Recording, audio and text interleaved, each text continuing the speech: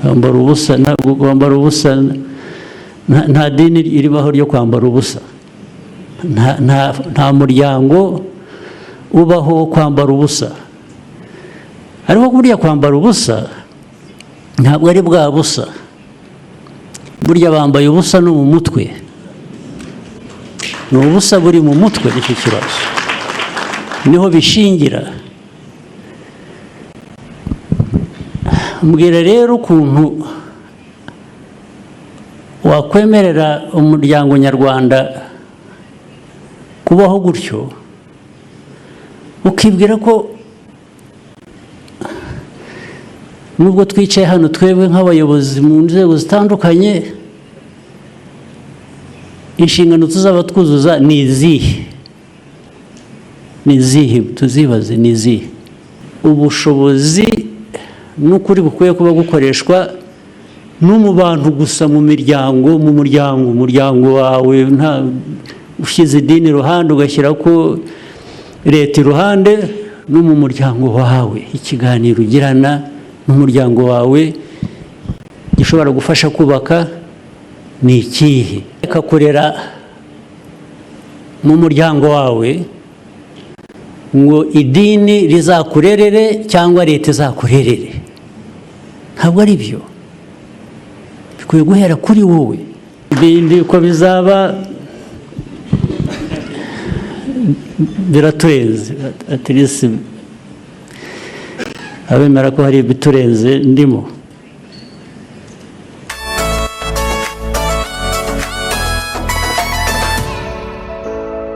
Kandi mwatangiye umwaka neza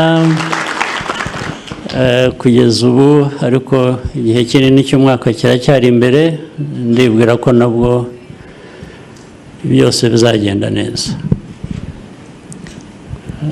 Ubwo nagira ngo mbashimire ko mwadutumiye kuza kuba turi hamwe namwe muri uyu mwanya wo gushima no gusangira ibitekerezo bitandukanye. Turabyishimiye kandi iteka turabyishimira. Nagira ngo mbafashe cyangwa mumfashe kwakira n'abashyitsi bavuye hirya no hino, nabo bari hano kwifatanya natwe.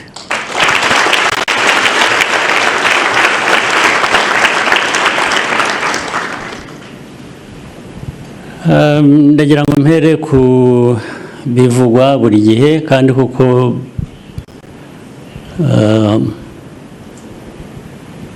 nk'abantu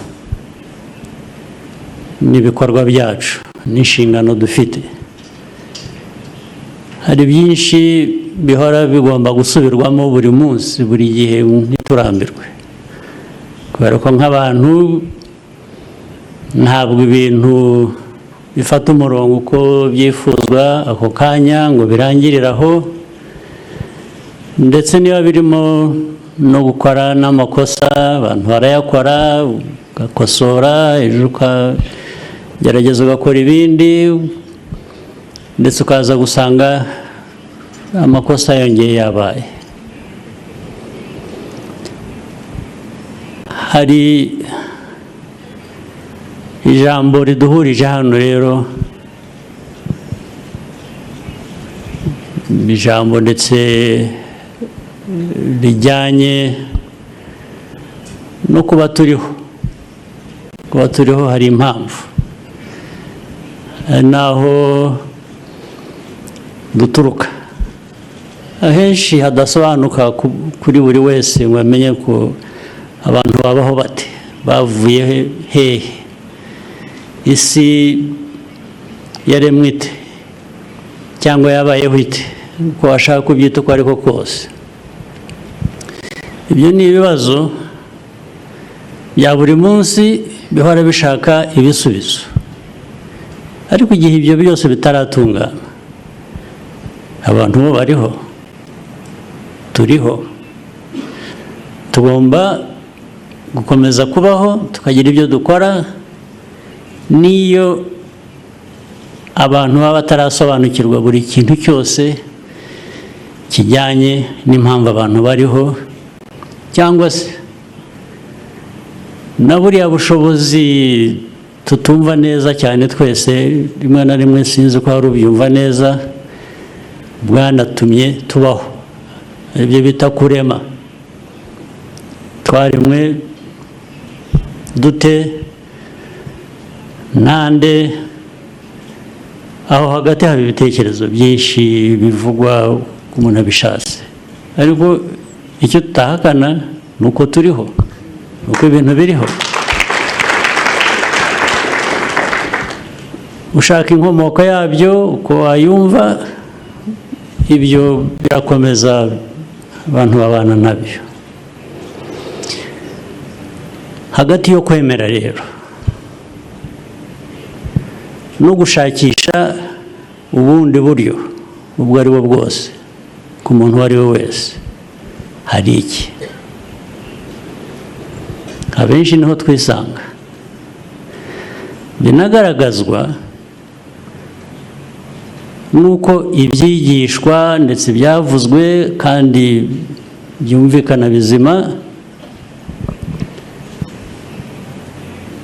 abantu duhora tuvuga ibyiza biriho dukwiriye kuba dukora, ndetse ari nabyo bivamo gushimira. Gushimira bivuze ngo warahawe, icyo ushimira, urashimira ibyo wahawe. Ariko wowe utanga ryari? Urahabwa gusa bikarangirira aho? Nawe ugomba kugira icyo utanga, naho haba hari ikibazo. Ibyo uhawe ugashimira, ugahora ushimira ibyo uhawe, wowe ntugire icyo utanga. Ubwo niho abantu bakwiriye kuba bisuzuma.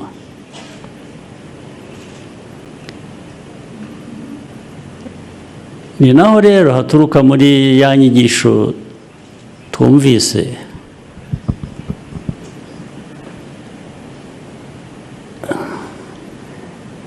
ni naho hagaragarira intege nke z'umuntu. Umuntu ku ruhande rumwe ugashimira kubera ko wabonye ufite ibyo wakiriye, ku rundi ntihagire ikikuvamo ngo kigere ku bandi. Byagenze bite? Niho rero ingufu nke z'abantu zikomeza kugaragarira, ni nazo ziganisha mu byo twahoze twumva. Dushakira cya kintu gihuza, rwa rutindo ruhuza kumenya, guhabwa,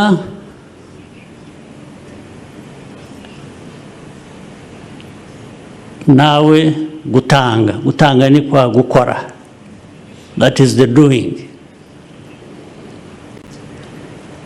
Iyo gap, icyo kinyuranyo kiri hagati gihora ari kinini cyane. Urutindo rugomba kubakwa hagati aho ni rurerure.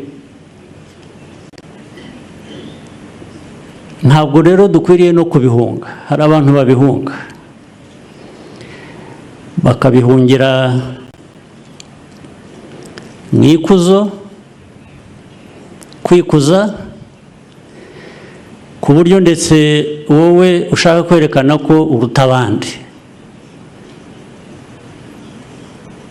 Ariko byinshi kwa kwikuza, kwa gushaka kwerekana ko uruta abandi, biba mu mvugo gusa, ntabwo biba mu nkora, mu gukora. Ariko niho bikwiriye. Niba ushaka kuruta abandi, bive mu gukora, ubigaragaze, ndetse binagaragarire mu nyungu abandi babivanyemo. Rero nabyita mu buryo busanzwe, mu magambo asanzwe,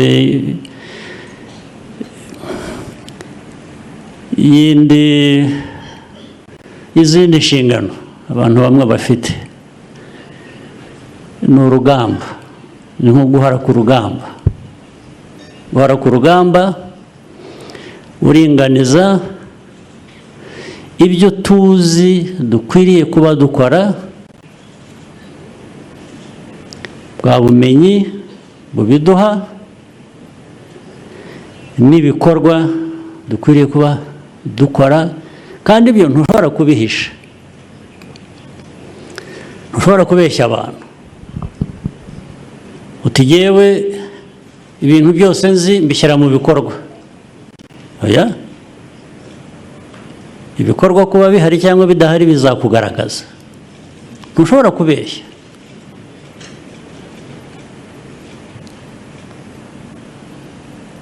Niyo wabigerageza abantu barakubaza batari ko imitima y'abantu wahinduye ukabajyana mu bikorwa bigaragaza icyavuyemo birihe, ngomba kubyerekana. Rero ni intambara ihoraho buri munsi. Reka mbaye nk'urugero rw'inshingano abenshi hano dusangiye tubamo. Mvanye gatoya mu bintu byo kwemera, ibintu by'idini, ibintu bijyanye mu buzima bwacu busanzwe twirwamo buri munsi. Nabwo ntitugatwarwe cyane ngo ugende ujye hejuru wibagirwe hasi. Ugomba kwibuka ukuri k'ubuzima ni hasi, ni hano ku isi niho turi. Ibindi byo mu kirere binakomeye cyane kubyumva neza, ibyo ni byiza, duhora dushakisha uko twabana nabyo, byatuyobora, byagira bite, ariko tujye twibuka ngo aho duhagaze niho habanza. Tuvuge nko mu nama ya leta, hari inzego nyinshi zitandukanye dukoreramo, z'ubuyobozi bw'igihugu, za politiki, iki bavuze amatora twanyuzemo, nayo mbashimira, nayo mwarayasengeye, ndetse ubwo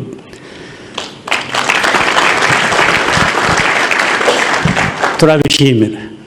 Ariko ubwo tubishimira, njye nzi ko mfite umwenda, nashimiwe ibyo nahawe, ngomba kugira ibyo ntanga.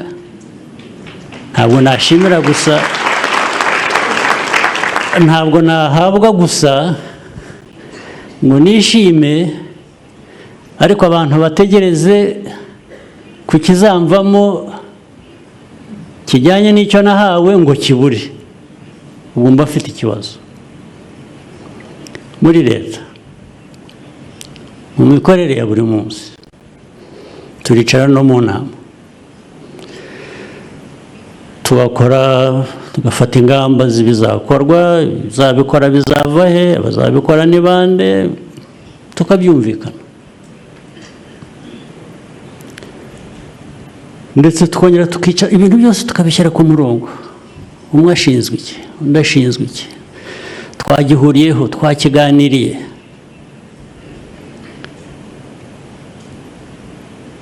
Tukavuga ngo tuvuye aha tugiye gushyira ibintu mu bikorwa.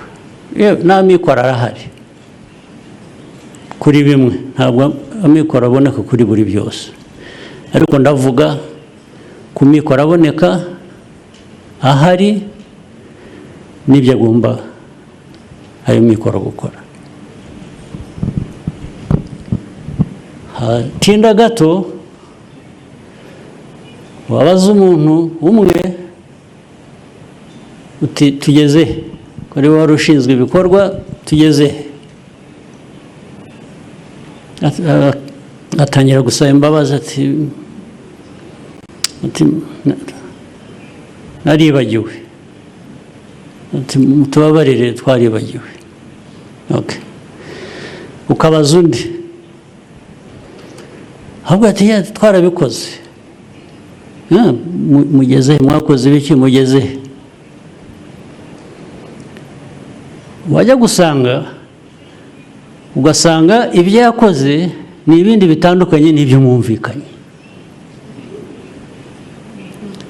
Utse ko wakoze ibintu bitandukanye n'ibyo twumvikanye, habaye iki? Ati nagira ngo turareba, ati nagize ngo, ati bikaba ibindi bintu birebire. Niba waragize ngo, niba hari ikindi wabonye cyari kinyuranye n'ibyo twumvikanye kizima wagomba gukora, kuki se utasubiye inyuma ngo natwe twese tubimenye, tuvuge ko hari inama twungutse dukwiye kuba dukurikiza? Habaye iki? Mu ncamake umuntu yera ko asaba imbabazi gusa. Ibyo rero ntabwo ari ikibazo kinini, ibyo birasanzwe, umuntu yakora ikosa, ibyo rwose kuri ibyo nta nubwo ari cyo kibazo. Ariko iyo bibaye rimwe ku muntu umwe akabisabira imbabazi, uwo muntu ejo bikongera bikagenda gutyo, ejo bikongera bikagenda gutyo, ntabwo biba bikiri ya makosa akorwa gusa kubera ko uri umuntu, kuko abantu bakora amakosa. Ryabaye ikosa ryahindutse icyaha, ni icyaha, ntabwo bikiri ikosa risanzwe ry'abantu bakora.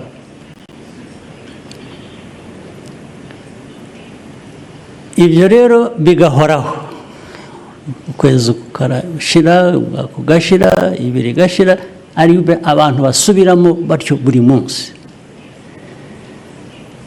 Hari ubwo rero bigeraho noneho kwibaza ariko se amaherezo azaba ayahe? Ku buryo bworoshye kandi abantu benshi bakunze kunyuramo, babiragiza ubushobozi bundi buturenze, ubwo babihunze, babiragiza, tukajya kubisengera, tukajya buriya ni ukubihunga, ntabwo ari ikindi, kuko ibyo usaba waranabihawe, ahubwo ntubikoresha. Bigaragarira, there will be results or no results. Nta rundi rubanza. Naho n'ujya gusaba, niyo wajya usaba abagatolika, niyo basoma n'iki amashapure, niyo wasoma amashapure 40, nta kizavamo, kubera ko ibyo uriho usaba urabifite, warabihawe, ahubwo ntubikoresha. Ahubwo nuko abo tunasenga cyangwa ibyo bwa bushobozi tutavugana nabwo ngo gutyo. Hari abavuga ko bavugana nabwo ariko ngeze ko bikigoranye, biragoranye. Ariko niba twavuganaga n'ubwo bushobozi ku buryo bworoshye gutyo, rwose buba butubwira batari kuguha urashaka iki, wansabye iki ndakiguha, ahubwo wagombaga kugikoresha kugira ngo ugere kuri iki, ntabyo wakoze, ubu urasaba iki? Keretse niba unsaba ngo abe ari cyo ukigukorera. Nabyo rero ubu ni ikindi kibazo tugomba kwibaza rero, twebwe nk'abantu mu byo dushinzwe, n'ubushobozi butandukanye dufite ariko bufite aho bugarukira. Ugomba gusubira inyuma utari kumbikoresha iki? Ba bandi bavugaga who have arrived where? There is no such arrival. Kuko niyo mpamvu niyo waba wageze aho ashakaga hari ahandi hagusaba kugera. Igihe uriho biragusaba guhora ubona aho ugomba kugera ushaka kugira ngo uhagere. None reka mbigarure mu buzima bwacu busanzwe nk'abantu. Inzego za leta reka mbe nzikiza uruhande, ariko hari n'ubuzima busanzwe bw'abantu, bw'imibanire, bw'imico, bw'imikorere, bw'ibiki. Murabizi hano, ndetse kenshi nidufata umwanya nk'uyu ujye tuviramo gushaka kugira ngo tubitware hanze hariya.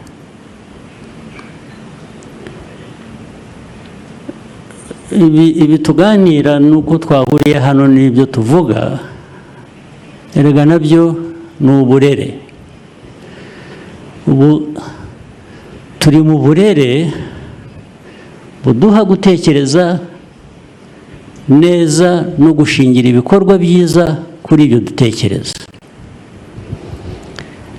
Reka njye hanze mu buzima busanzwe.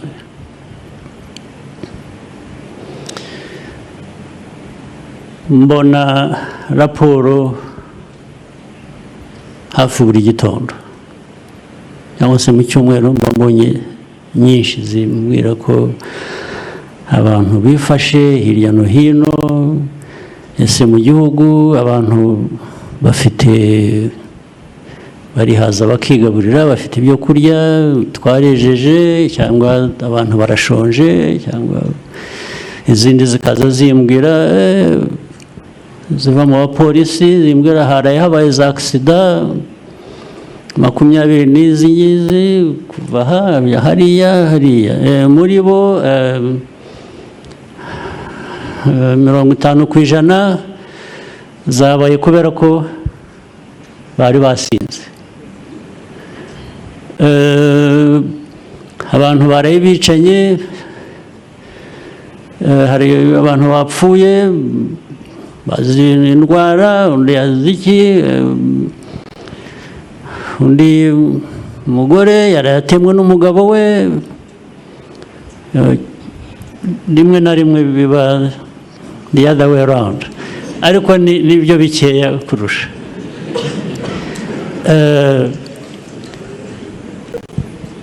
Ibintu byinshi abandi twafashe, abantu bangana batya twasanze bari mu biyobyabwenge.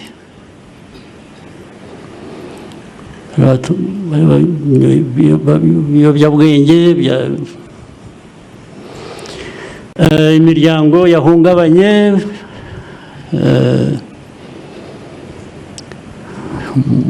mu mago, n'abana batoya bagishakana bamaze amezi bashakanye bataragira n'urubyaro. Hari imanza zingana zitya baraye batandukanye, ntibumvikana, bararwana cyangwa baragira batya, ibintu byinshi. Dushatse rero kugira ngo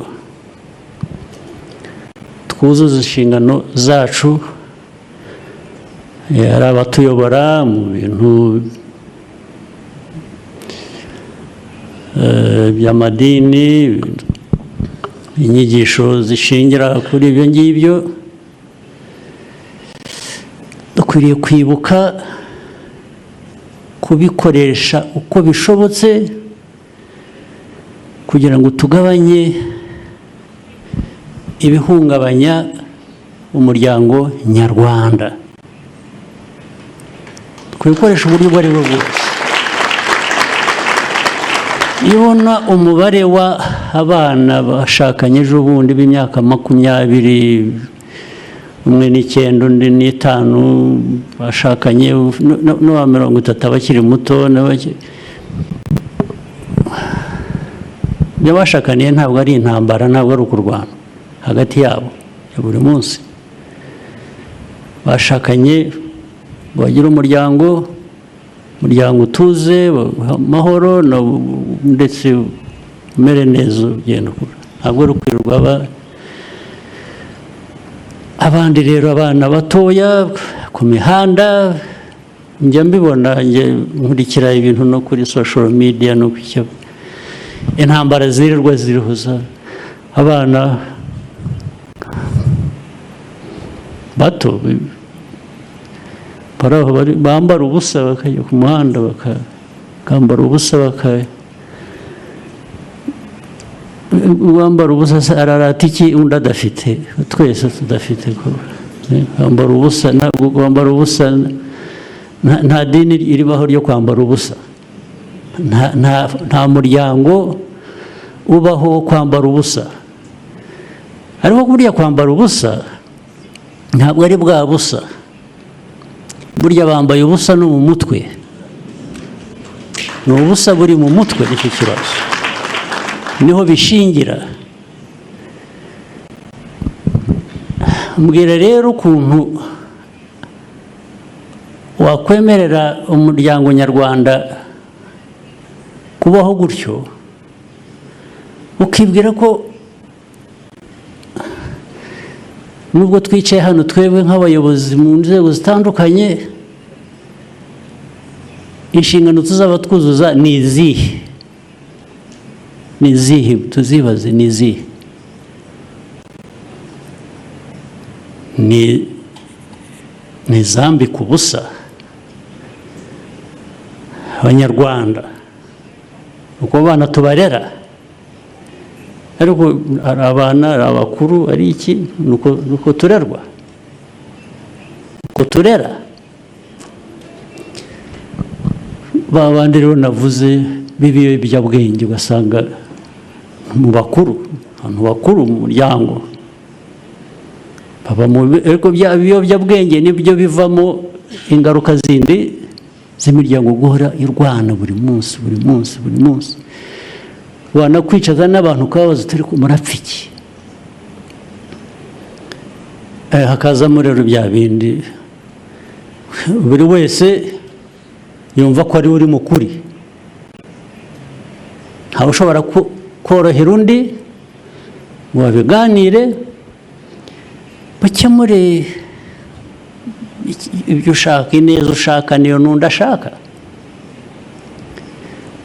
Uruhare tugira twebwe nk'abayobozi, baba mu madini, baba muri leta, ni uruhe ruhare tugira rwo kugabanya ibyo bintu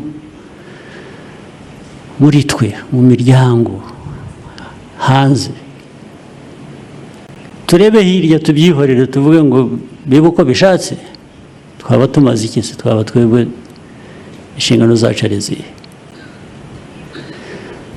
Tugende duhere mu ikuzo gusa, twirebe, twumve ko turuta abandi cyangwa dukora, ariko abandi bibe uko bibaye. Ntabwo wujuje ya nshingano, urabeshya. Ikintu cyo kubeshya, cyo kudakoresha ukuri mu buyobozi ubwo ari bwo bwose, bwaba ubwigisha bwo mu madini, bwa bushobozi buri mu nzego za leta. Ariko noneho bitari n'ibyo, ntabwo rega abantu bose bari muri leta cyangwa bari mu madini. Ubushobozi n'ukuri bukwiye kuba gukoreshwa no mu bantu gusa, mu miryango, umuryango wawe. Nta ushyize idini iruhande ugashyira ko leta iruhande, no mu muryango wawe ikiganiro ugirana n'umuryango wawe gishobora gufasha kubaka ni ikihe? Ukwiye kubyibaza buri munsi.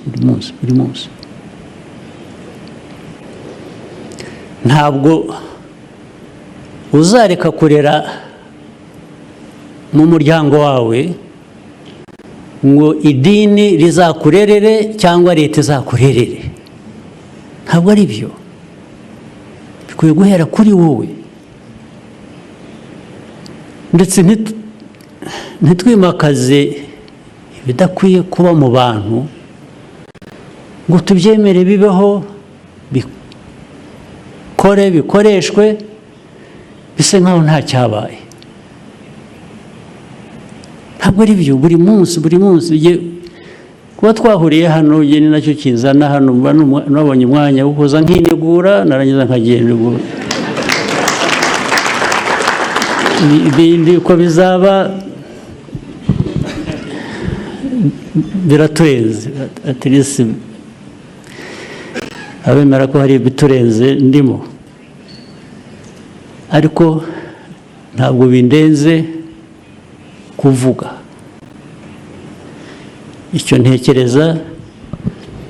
Ndetse ubwo ndi mu nzira yo gufasha, wenda niyo kaba ari akantu gato, bya bindi biva mu kumenya biganisha mu gukora. Niba hari icyo umuntu yatangaho umusanzu, twese tujye tuwutanga.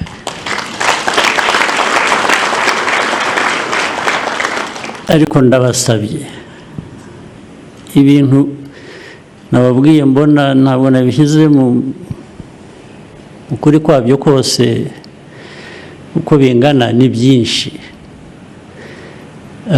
Turasenya igihugu cyacu, turasenya igihugu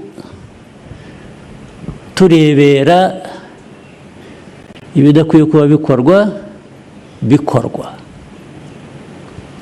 Isindo, ibiyobyabwenge, indwano z'urudaca zitarangira buri munsi abantu baba bari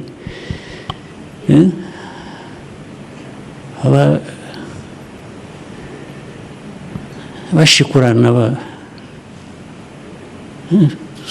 Nitubibona, nababwiye ko mbibona muri raporo mpabwa, ikintu cya mbere kiza mu mutwe ndabaza, ariko tugomba kuba dufite ibibazo mu buyobozi bwa leta ndetse n'ubw'abandi ntavuze. Bigomba kuba bihari. Ngo hari ikibazo, tugisuzume rero. Ntitukajye hanze gusa ngo tunyure hejuru y'ibintu, tuvuge neza, ndetse tube ibitangaza. Kuba igitangaza ni byiza, ariko kuba igitangaza ubigirwa n'abo wafashije nabo kuba baba igitangaza. Niba ntabo wafashije, ntukwiriye kumera neza ngo ube bihagije.